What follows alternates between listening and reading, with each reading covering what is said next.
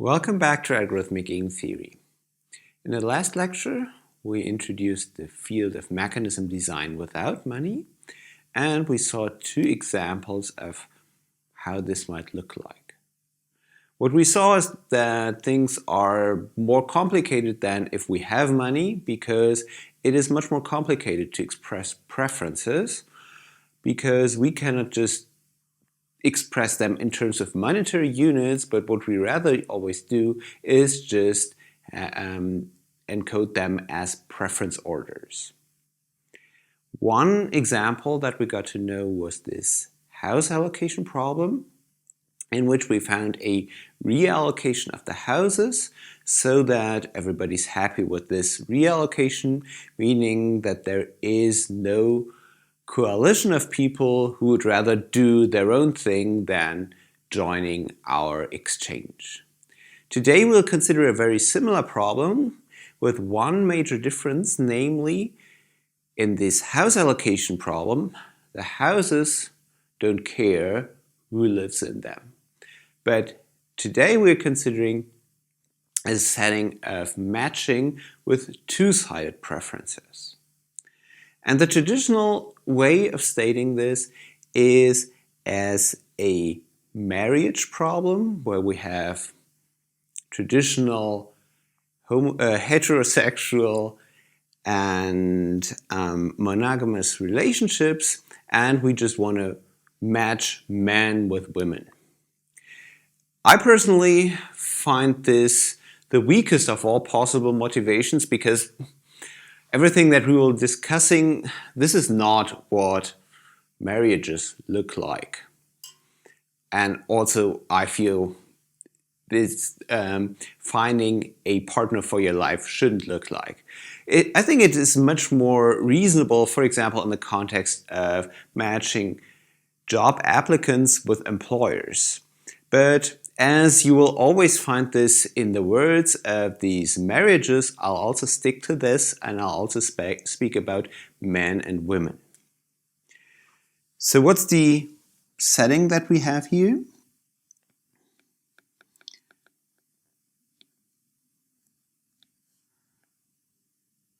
We have a set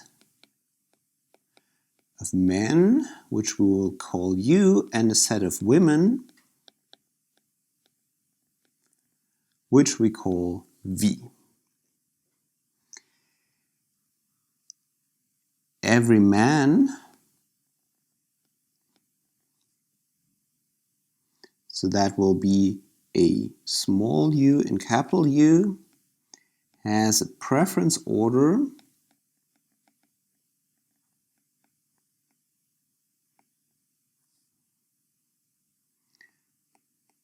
over the women,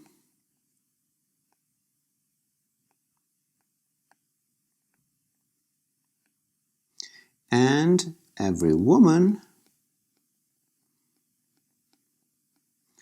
has a preference order over the men, which we will call, which is the set U.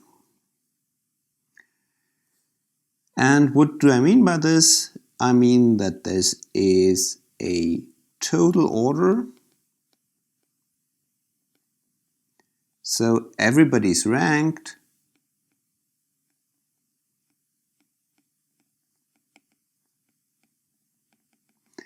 And there are no ties.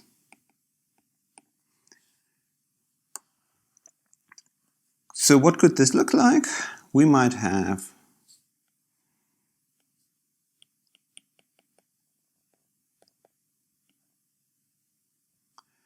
the set of men, which I will call just X, Y, and Z, and I want to call the women A, B, and C. And now we'll have to write down the preference lists. So for example, X might say I prefer A over B over C. Y might say I prefer A over C over B. And Z might say I prefer C over A over B. And then we have similar lists for the women, so they also, each of them has a list. So A might prefer X over Y over Z, B might prefer Z over X over Y, and C might prefer Y over X over Z. And what's now our goal? Our goal is just to match men with women, and we want this to be then a stable matching, which means something like what we also had in the context of the house allocation, namely that everybody's happy with what they are, what we are assigning them in the following way, namely that there's nobody else who you prefer more than your current match, and that somebody else also prefers you over their current match.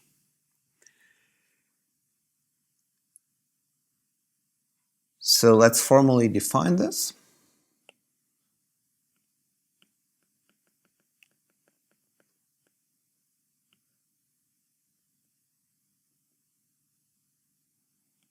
A matching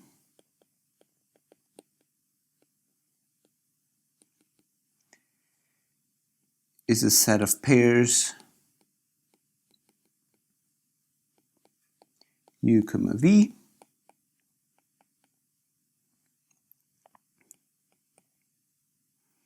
such that each U and each V is matched at most once. And we'll say that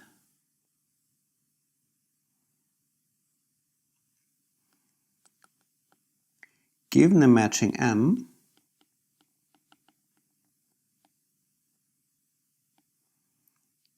a pair U, V is a blocking pair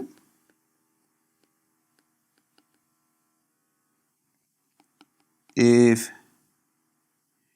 U prefers V over his partner in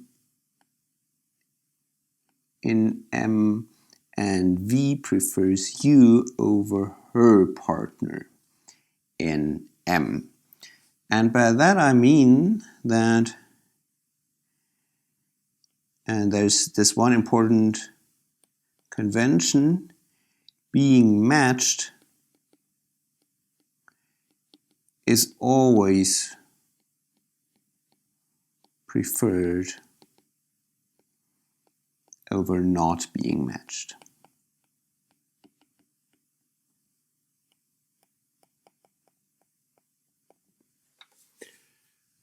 So once again, take not any matching, which just matches men and women in an arbitrary way. Maybe also nobody gets matched, just as one possible matching that you could keep in mind. And then we say, okay, a pair U, V is a blocking pair if U prefers V over his partner in M, and V prefers U over her partner in M. So both U and V would rather be together than with their respective partners in M. And in particular, this might mean that both of them are unmatched, in which case they would definitely like this better. They would rather be matched than both being unmatched. And now we say that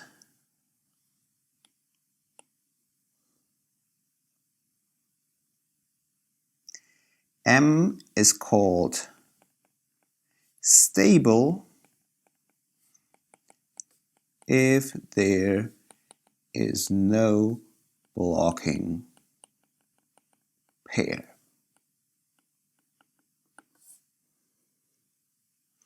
Let's maybe see this again in our earlier example.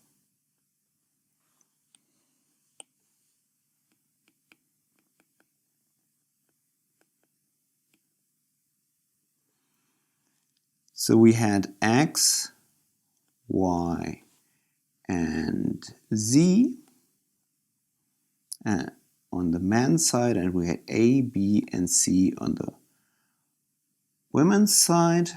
And what were their preferences? X prefers A over B over C, Y prefers A over C over B, and Z prefers C over A over B.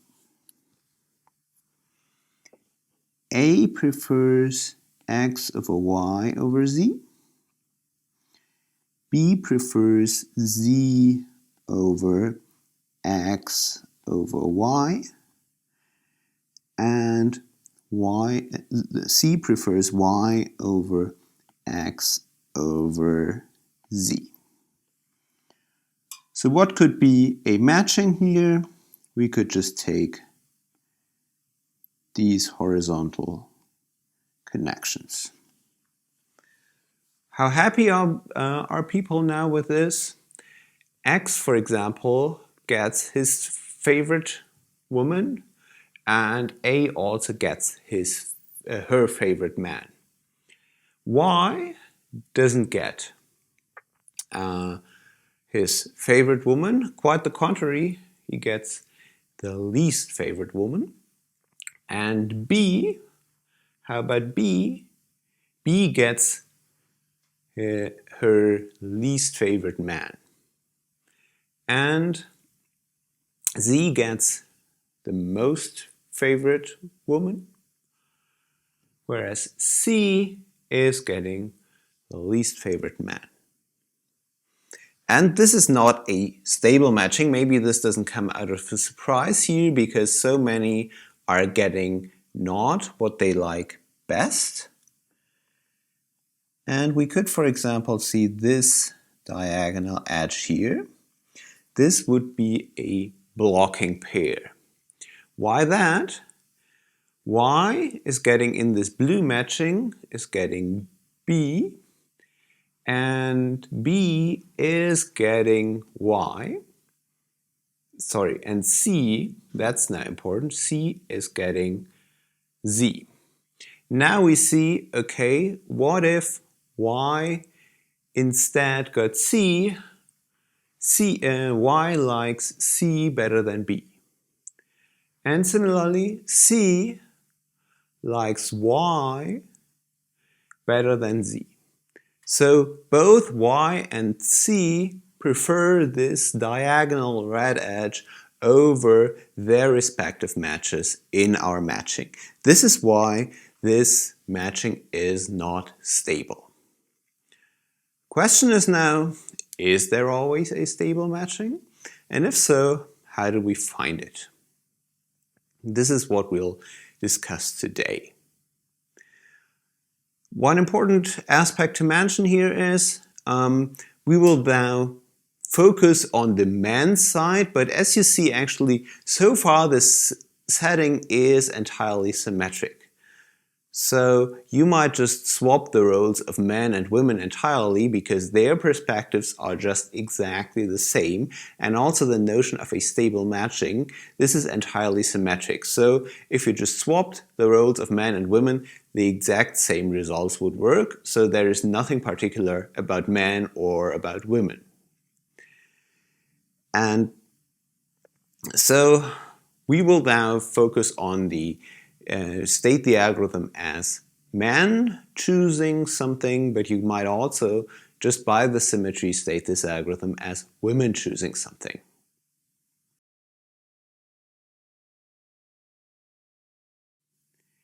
Is there always a stable matching? Yes, there is. And why is there always a stable matching? Because we have an algorithm which can compute it. And this will even be a polynomial time algorithm, so our proof that a stable matching exists will be constructive in the best possible way, namely that it is also easy to compute the respective solution, which hasn't always been the case throughout this semester so far. This algorithm was introduced by Gale and Shapley, and we'll now state it in the version of a man-proposing algorithm, but as I was saying, you can also just also state it as the women-proposing algorithm, just because of the symmetry of men and women. So now we are actually breaking the symmetry because we let men choose something, but as I was saying before, we could also let women choose something. The algorithm now works as follows.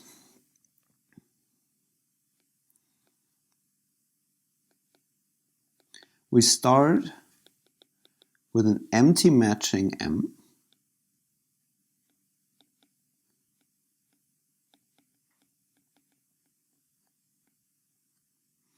And then we repeat the following. Each man proposes to his most preferred woman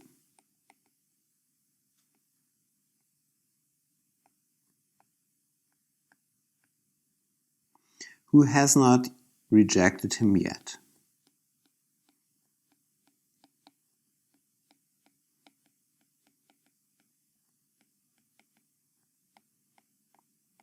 If there is any. And then each woman is tentatively matched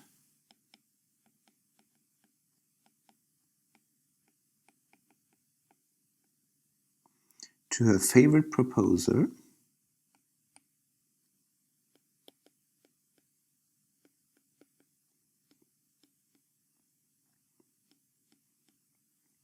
of course only if there is any, and rejects the rest.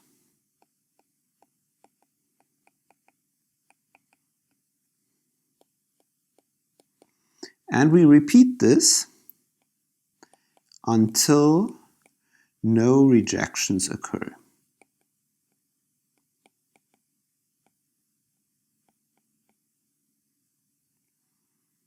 And then we set M to be the tentative matches.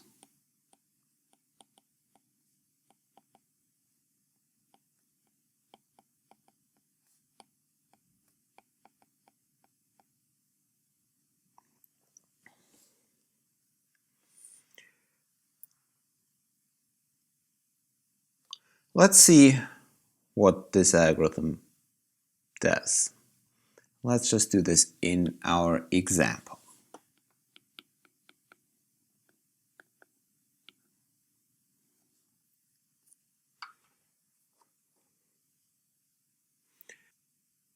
So this is our example from the beginning. And what does our algorithm now do? It lets each man propose to his most preferred woman who has not rejected him yet.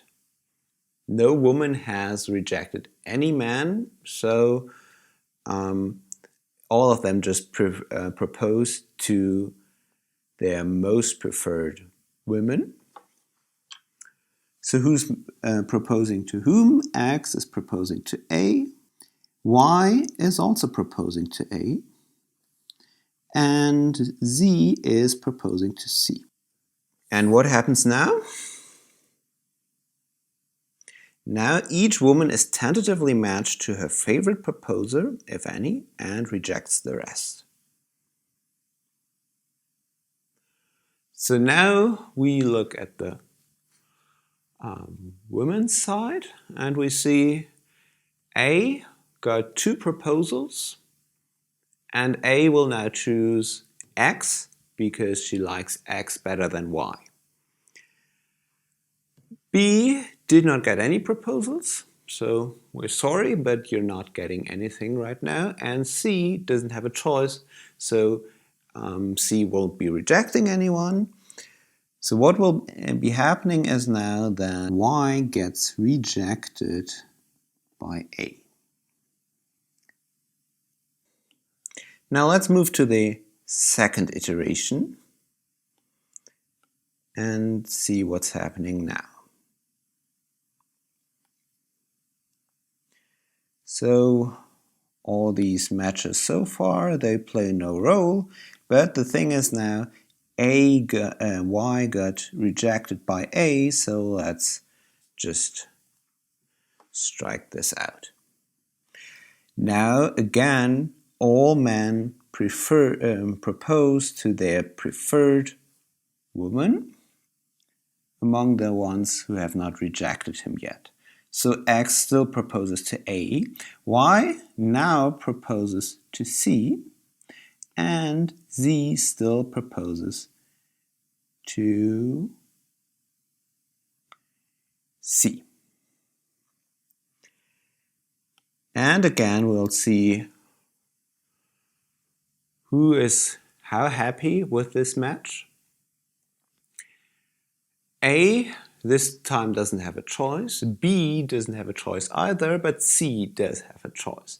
C can now say which of the two proposals she likes better, and in this case she prefers Y over Z, so she'll now reject the proposal from Z.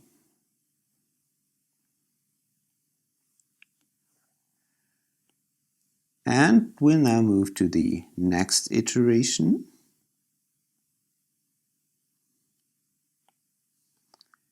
So now Z got rejected from C, and we'll start over.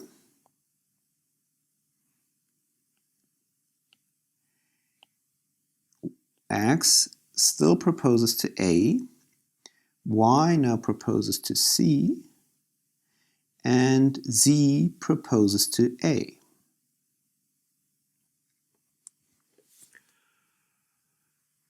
Again, we ask the women, which do you like best? And it's now up to A, because A got multiple proposals. A now sees, okay, I prefer X over Z, so Z gets rejected by A.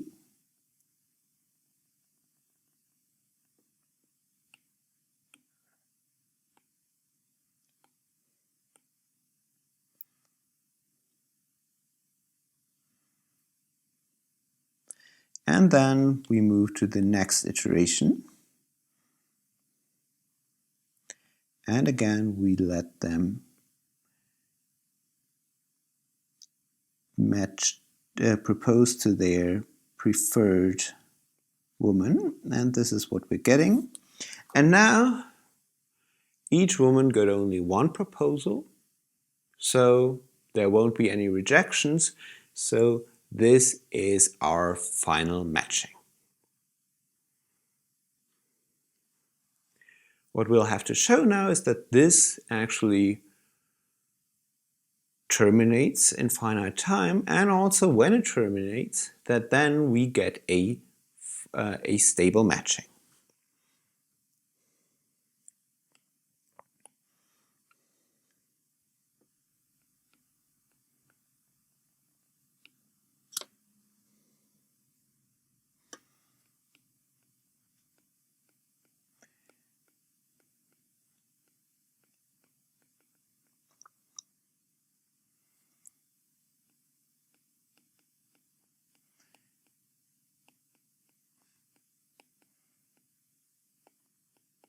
And what we claim is that the man proposing Gale-Shapley algorithm terminates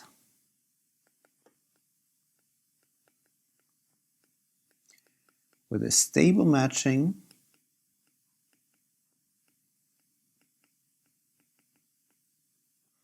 after at most cardinality of U times cardinality of V plus 1 iterations.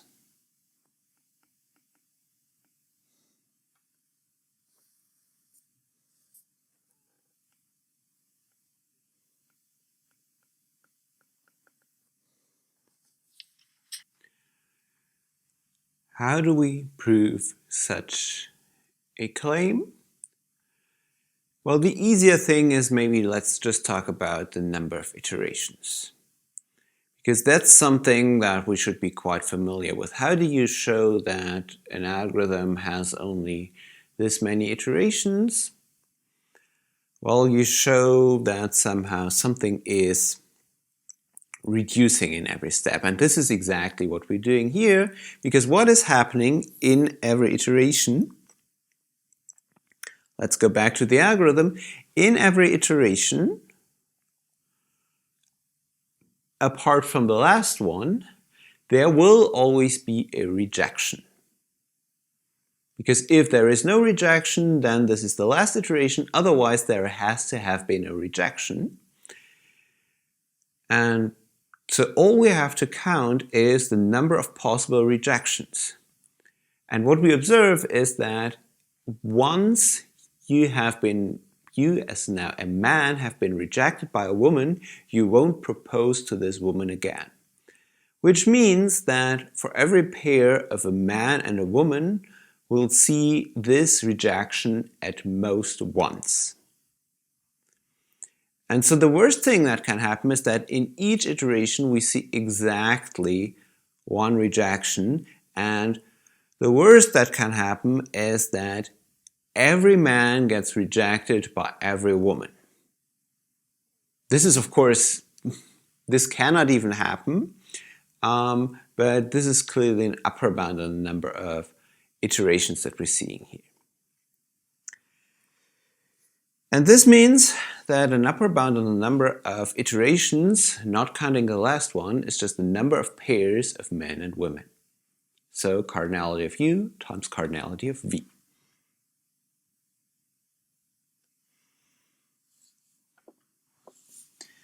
So in every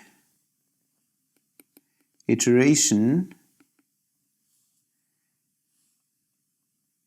except the last one,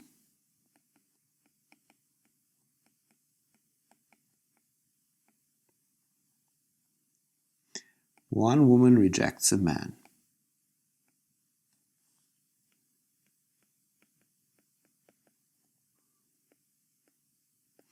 This man will never propose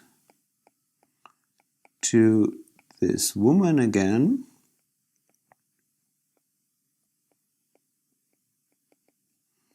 and so he will not be rejected by this woman again.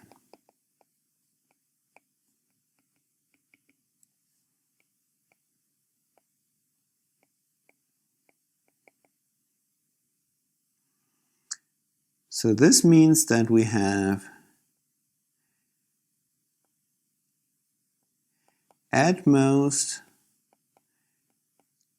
cardinality of U times cardinality of V iterations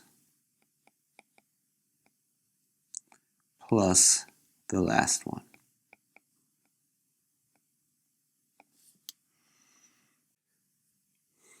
So of course the question remains, why is this a stable matching? How do you show that we end up, because we do terminate, that's something that we've already shown, how do we show that what we end up with is a stable matching? We'll have to show that there is no blocking pair. This means that in our final matching there shouldn't be a man and a woman who would rather be together than with their respective matching partners that we chose from in the algorithm. And to get there, that there is no blocking pair, let's first make two observations.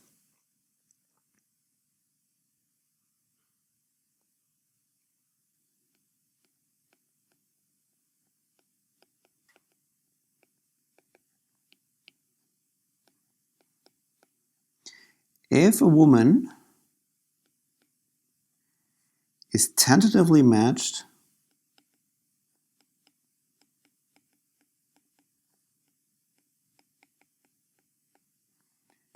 to a man in an iteration,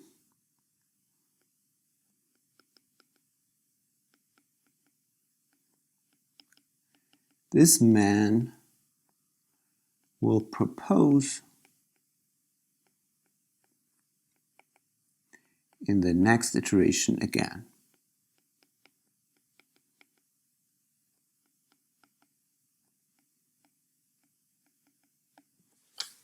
Why is this true? How did this happen that we are tentatively matched?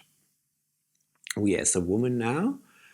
This was because we got a number of proposals, and out of these proposals we rejected all but one. And why did we get these proposals? Because we, now speaking as the woman, were the favorite of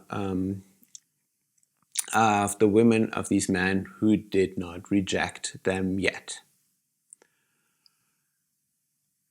And in particular, for this man that we did not reject, we were the most favored woman who had not rejected them yet. And we still remain this because we are not rejecting this man. So this man will certainly propose again. Maybe in this next iteration other men are proposing again, but this man will keep proposing. So what does this mean from the woman's side? It may not happen that at a later point this woman rejects this man because there's just a better man for her showing up. But it won't happen that this man suddenly vanishes because he finds something better. Because he got, from all the women he likes better, he got already rejected, and rejections are permanent. So this man will keep proposing, and it can only happen that now this woman rejects him at some point because she gets a better man. And this means that over the course of the algorithm, the tentative matches from the women's perspective only get better.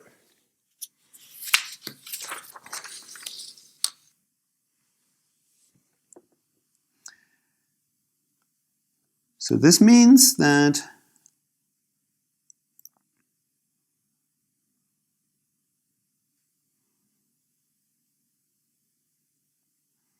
in particular, every woman that is tentatively matched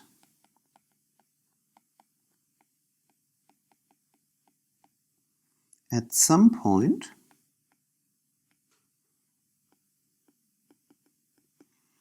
will remain tentatively matched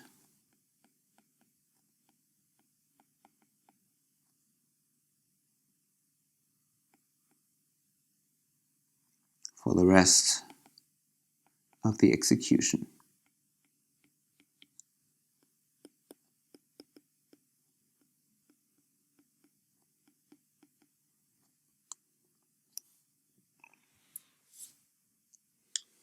And the reason is just that this is a special case of my previous argument, namely, what can happen if I'm not tentatively matched, I now as a woman?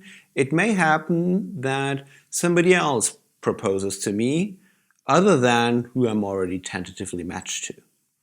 Then I might reject one of them, but whoever I don't reject will propose again.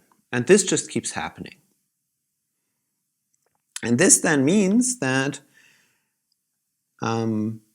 also at all times I'm remaining tentatively matched. I always get at least one proposal. Now let's show that there is no blocking pair. This is almost straightforward now.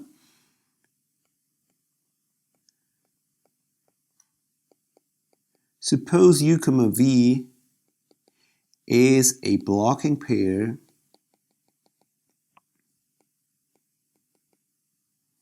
in the final matching.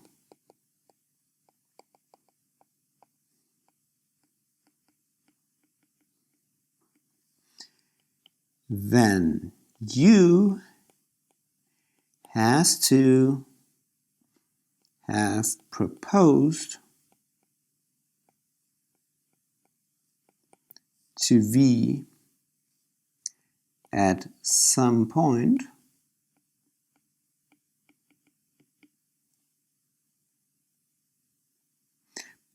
because U prefers V over the final match. This means that to get there to this point, at some point U must have proposed to V, but then got rejected.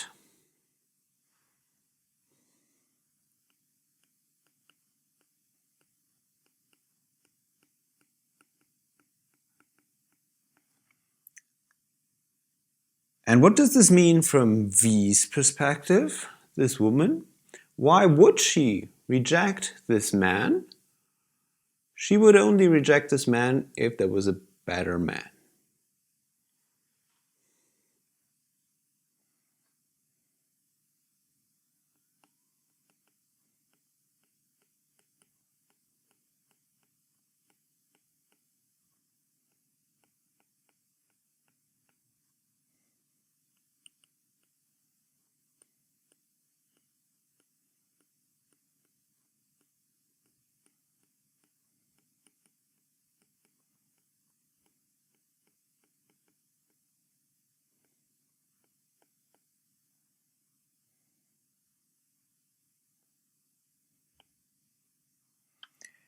And this means that the final match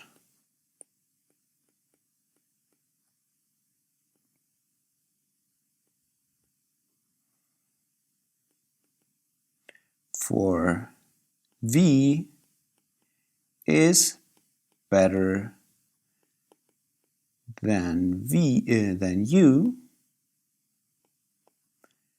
so U, V is no blocking pair.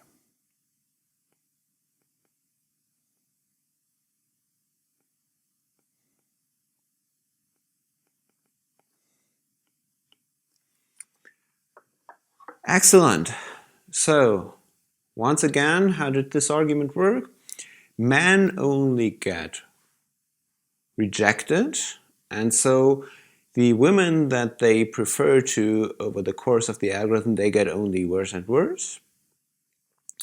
But from the women's perspective, this is different because they keep rejecting, and they only keep rejecting because they get better proposals. So over time, they can actually only improve. And this is something that we should also see in our example. Let's see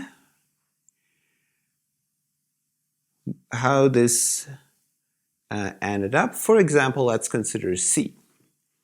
C got first a proposal from Z, which she doesn't really like. And then at some point she rejected rejected Z in favor of Y. And at this point, Y will now keep proposing to C because, well, he's kind of given up on A, and he will now keep proposing to C up to the point that C would reject him, which will not happen in this case.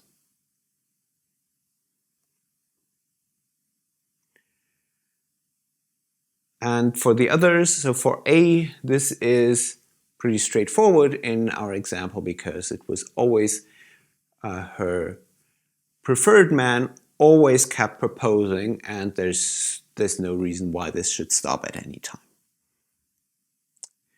Good. So there is always a stable matching, and it's quite easy to find. What I'd like to discuss next is who gets actually get matched with whom. Are there multiple stable matchings?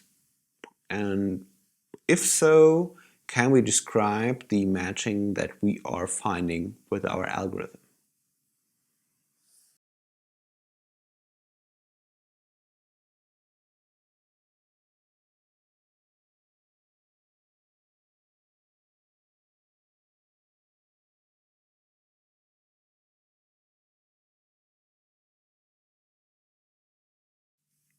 In the case of the house allocation problem, we could show that the stable allocation is actually unique. So by what we could find with our algorithm, this was actually the only choice. Now here in the context of stable matching, things are a little different because there might be multiple stable matchings. Nonetheless, we can better understand how they differ and whether our stable matching is now a particularly good one or a particularly bad one. Because let's think of this in terms of social welfare. Wouldn't we want to find the matching which makes people as happy as possible? Yes, certainly. Are we anywhere close to this, or is this maybe even the worst of all stable matchings? The answer, unfortunately, isn't that simple, because it's, in a way, the best and the worst stable matching, depending on which perspective you take, namely, if you consider it from the man's or the woman's perspective. And to formalize this, let's first introduce a notion what it means for an agent to be attainable for another agent.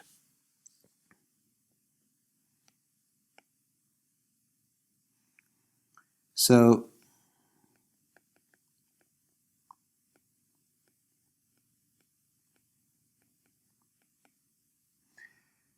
let's consider any agent I, so a man or a woman. We call agent J from the other side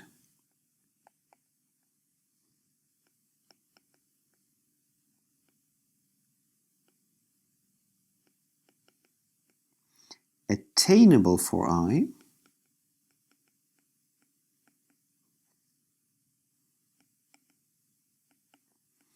if there is a stable matching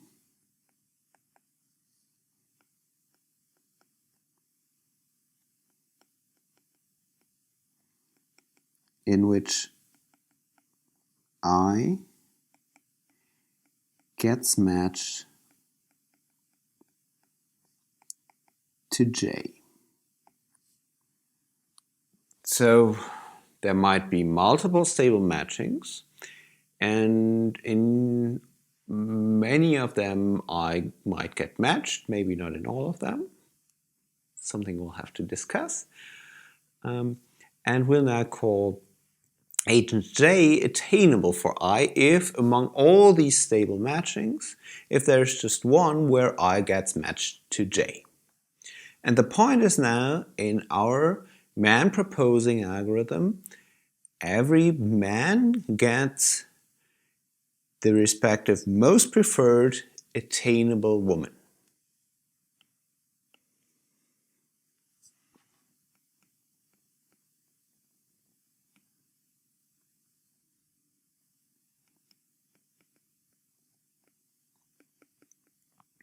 So in the outcome of the man proposing algorithm,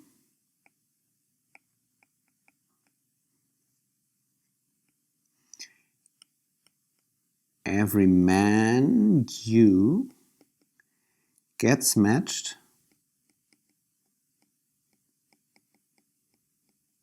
to his most preferred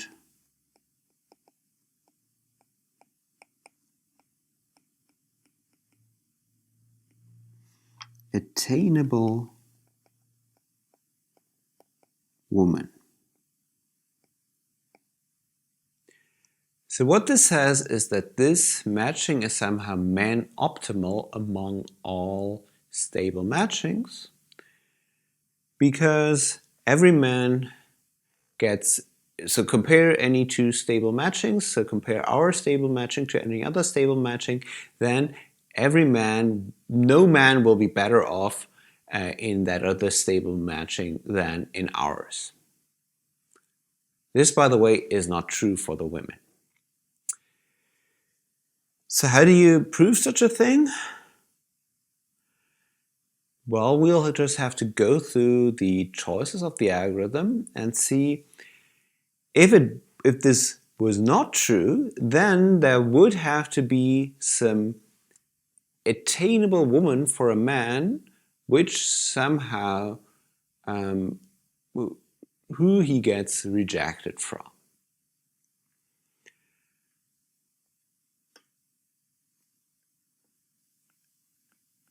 So let's write this down more formally. Suppose the statement is false.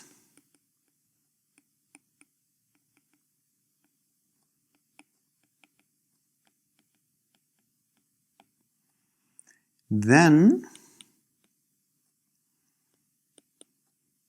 at some point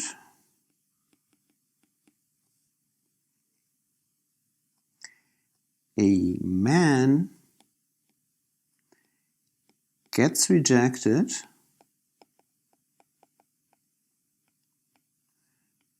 by his most preferred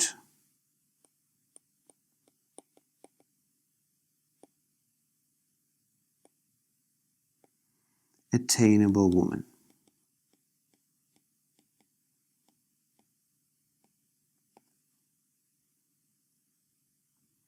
Because what we're claiming is that every man gets matched to his most preferred attainable woman, but if this is not true, then at some point this man has to propose to this woman, but will be rejected by her. So let now X be the first man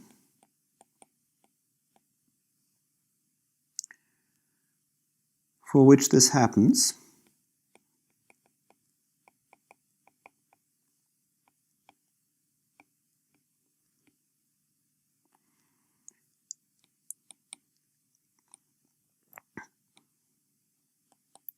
And let A be his most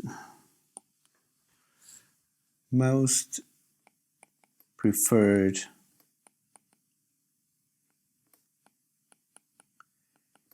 attainable woman.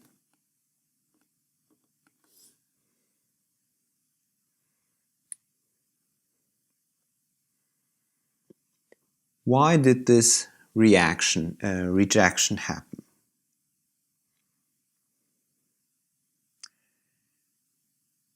So A must have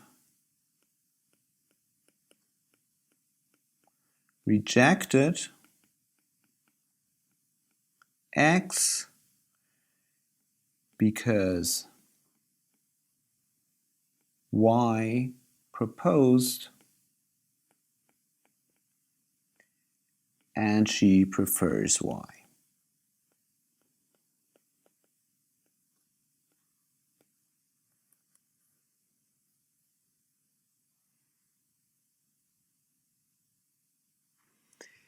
And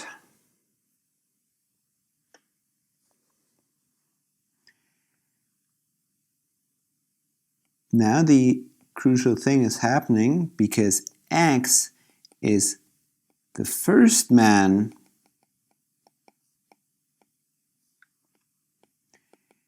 being rejected from his most preferred attainable woman.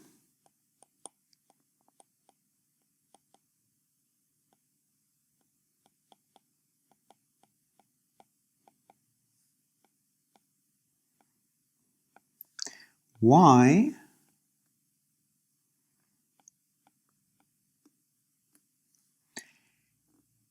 has not yet been rejected from his most preferred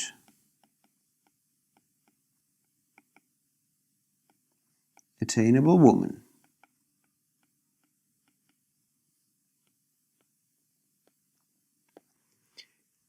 And this means that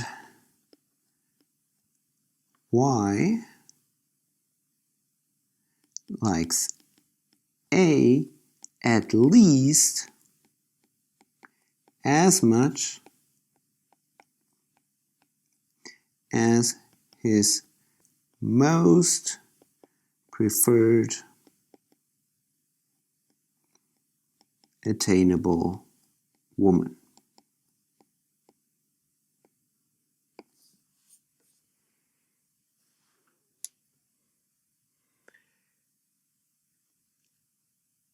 Now, consider any stable matching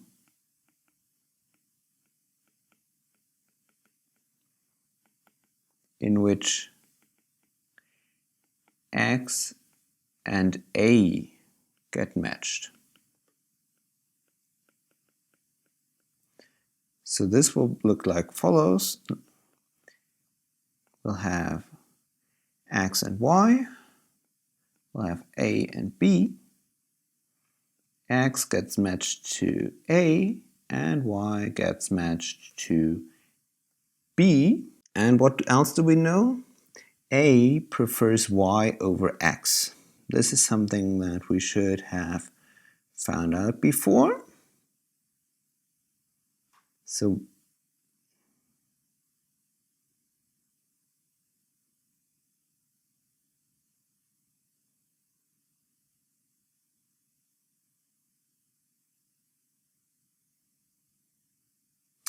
this is what we have up here.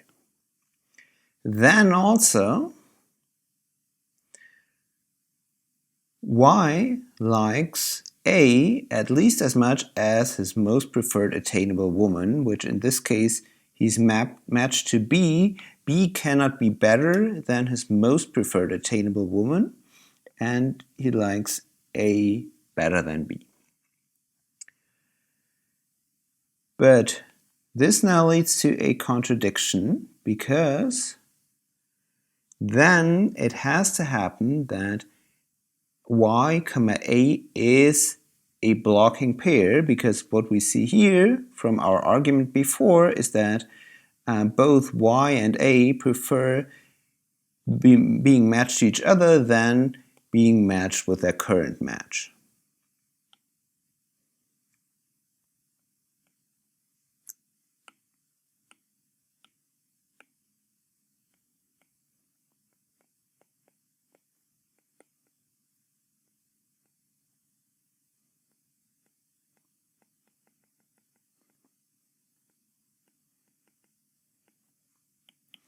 This is a contradiction.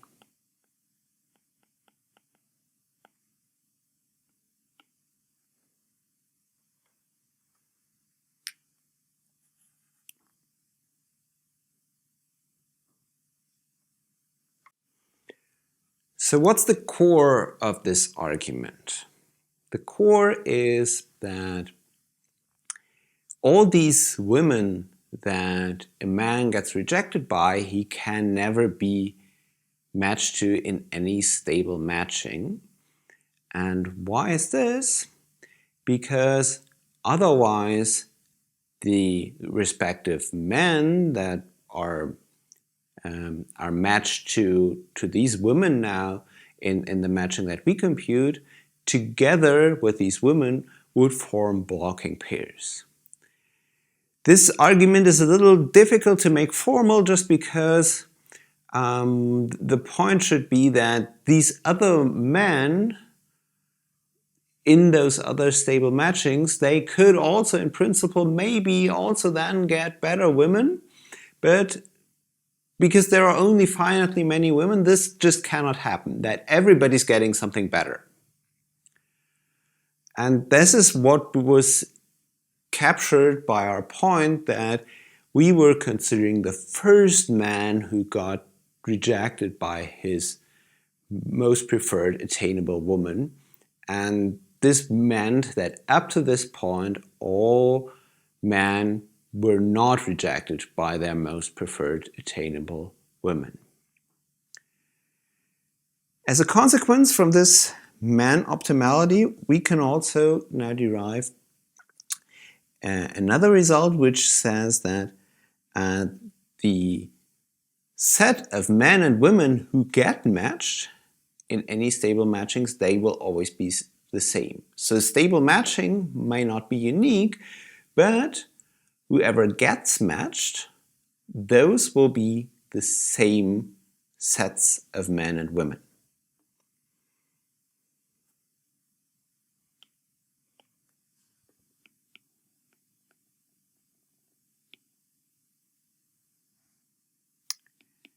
In any stable matching,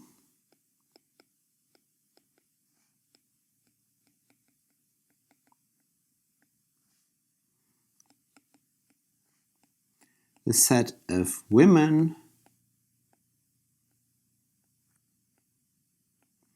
and men who are matched to the other side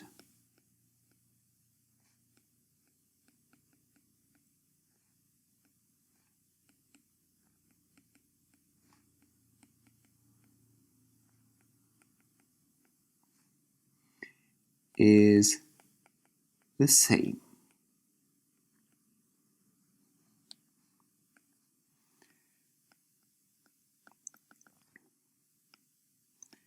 And by symmetry,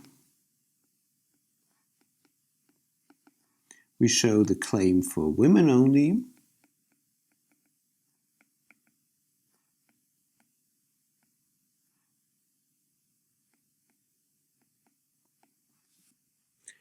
So this is just relying on the fact that I was pointing out at the very beginning.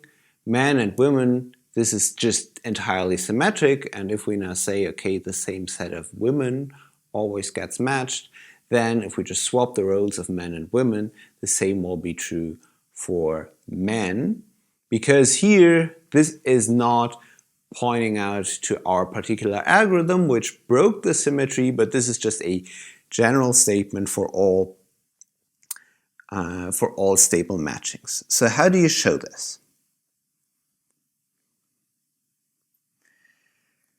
Let's first observe that every stable matching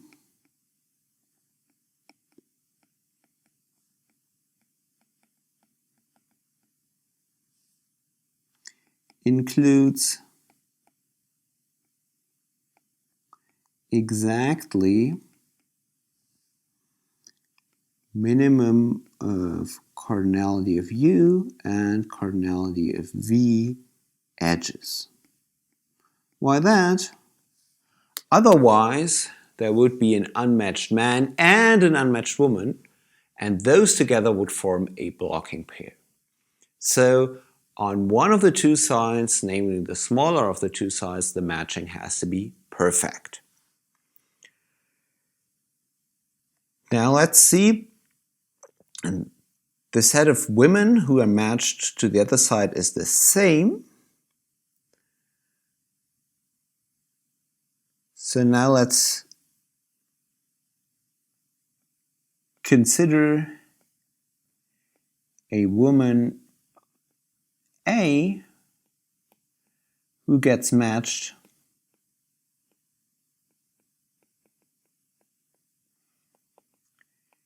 in the man proposing algorithm.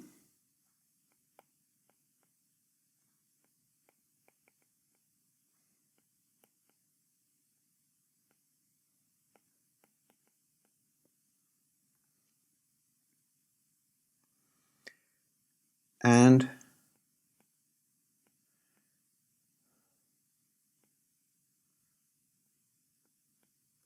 Suppose that there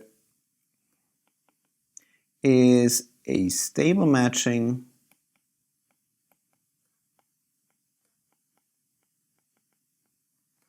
M prime in which A does not get matched.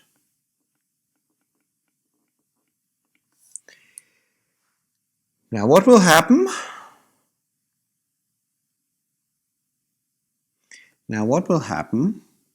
We let X be the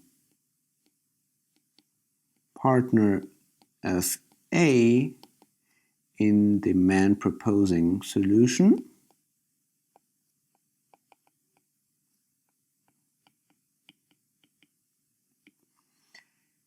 And what can now happen? If X comma B is in M prime for any B,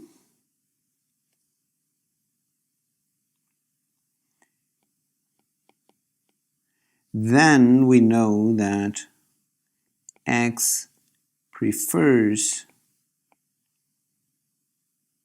A over B, so X comma A is a blocking pair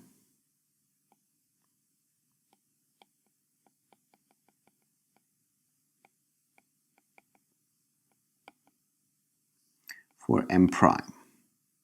Why that? Because X prefers A over B because A is attainable for X, and A will be the most preferred attainable woman.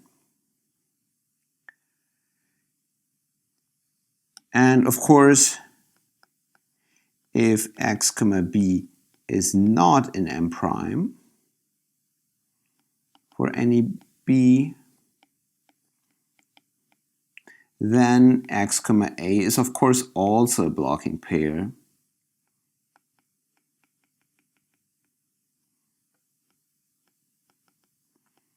for M prime.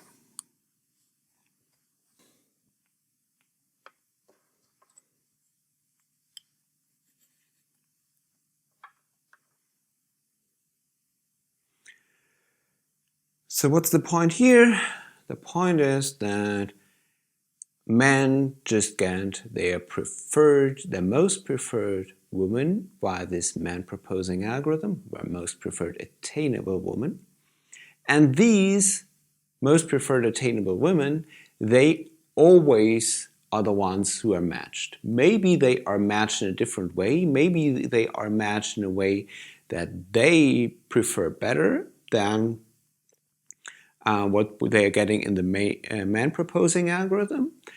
But at the same time, they will certainly get matched because these men just like them best.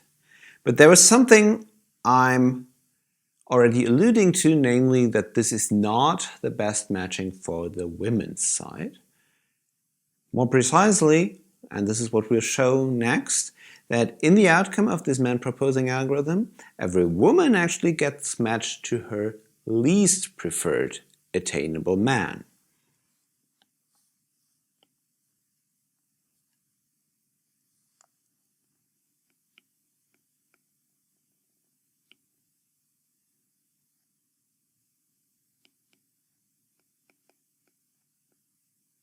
So in the outcome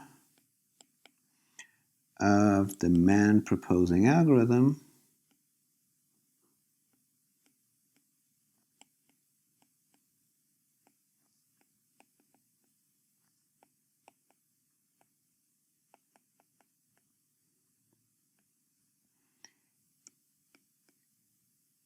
every woman gets matched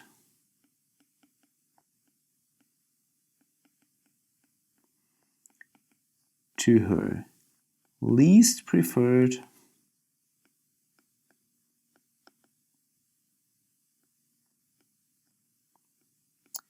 attainable man.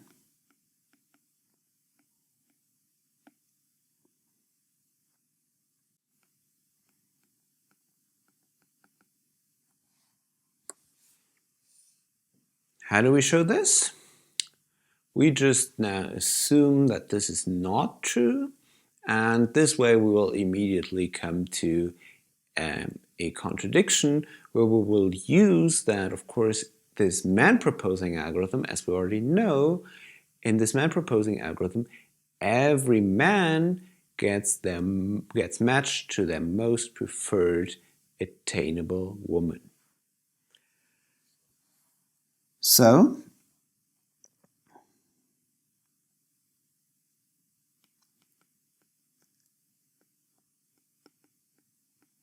assume that a woman A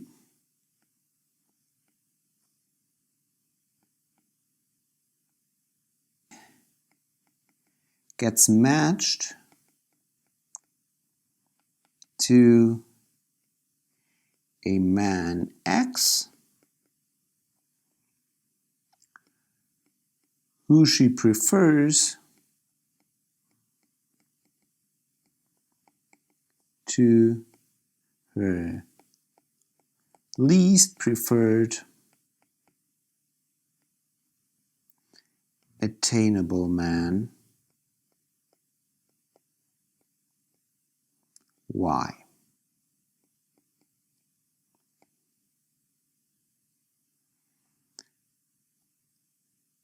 In our outcome of our algorithm. Then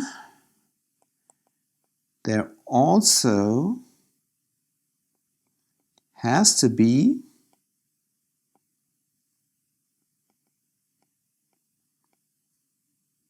a stable matching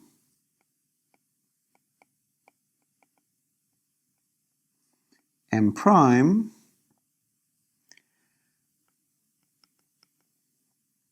in which Y is matched to A, and of course X is not matched to A. X was the man who she gets matched to in the outcome of our algorithm. So what will this look like? We'll have X and Y, and we'll have A and B. So in this matching M prime, X maybe gets matched to B or remains unmatched. So this is what M prime will look like. But what do we know now? Well, X certainly prefers A over B.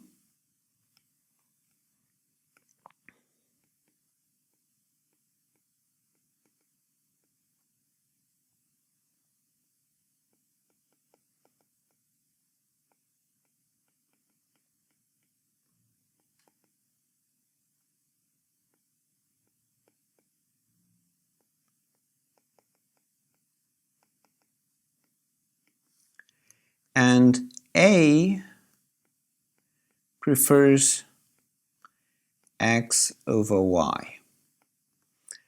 And this would mean that M prime is not a stable matching.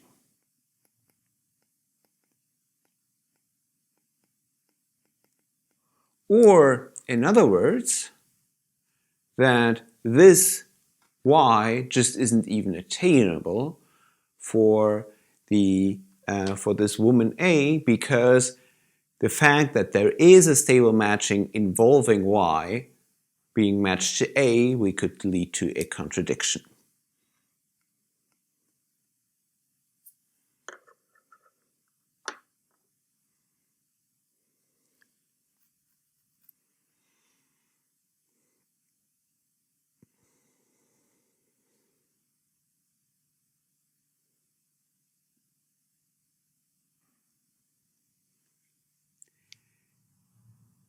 So what we see here is that the men, they actually are getting what they prefer most, among what is possible.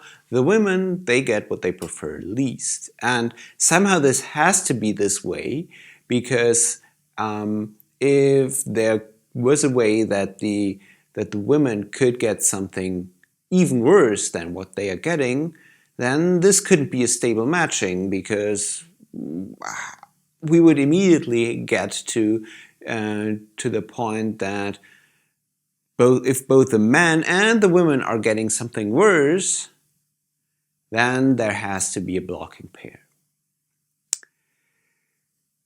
Good. So, of course, once again, I won't stop making this point. You can again swap men and women, and then you get the women proposing algorithm where the situation is best for the women and worst for the men. And if it turns out that you get the same outcome, if you run both the men's and the women's proposing algorithm, then this stable matching actually has to be unique. Good. So at this point, if we had more time today, we would also talk about the possible benefits of lying about your preferences. And the question would, of course, be, can you benefit from lying or can't you? And the answer in this case would be yes and no. Namely, the point is men cannot benefit from lying. And this is somehow connected to the fact that they get their most preferred attainable woman. Whereas the women, they can indeed behave strategically and this way improve their matches. The way you prove these things is pretty similar to all these arguments that we've seen before, although you might not be surprised that here in this world where we just report preference orders, things are usually more complicated to write down than if we, for example, just have these valuation functions expressing bids in terms of monetary units.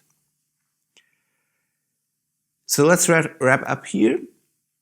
We've seen stable matching, which I think is a great model, not actually for marriages, but it is great for example, matching job applicants with employers.